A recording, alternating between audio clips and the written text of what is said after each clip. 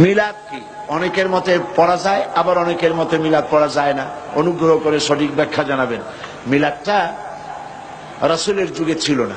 মিলাদ মানে জন্ম, মৌলুদ থেকে মিলাদ। তখন এই মিলাদটা রাসূল করিম সাল্লাল্লাহু আলাইহি ওয়াসাল্লামের জন্ম বৃত্তান্ত। এই জন্ম বৃত্তান্তের যে সিস্টেম আমাদের দেশে, উপমহাদেশে চালু হয়েছে, কতগুলো লোক এক জায়গায় বসে, তারপরে সব দাঁড়াইয়া নবী সালাম আলাইকা কোরআন সুরে সমস্বরে একযোগে পড়লো।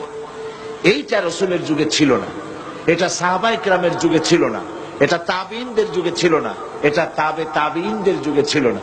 এখন আপনারা মনে করেন যে কোন জিনিসে খুব সওয়াব আছে এমন কোন জিনিসকে রাসূলুল্লাহ আমাদেরকে জানান নাই, সাহাবায়ে কেরাম আমাদের জানান নাই। আপনারা কি এই ধরনের বিশ্বাস করবেন? এরকম বিশ্বাস করবেন? যাতে সওয়াব আছে রাসূলুল্লাহ সব আমাদের জানাইছেন, সাহাবায়ে কেরাম আমাদের সব জানাইছেন।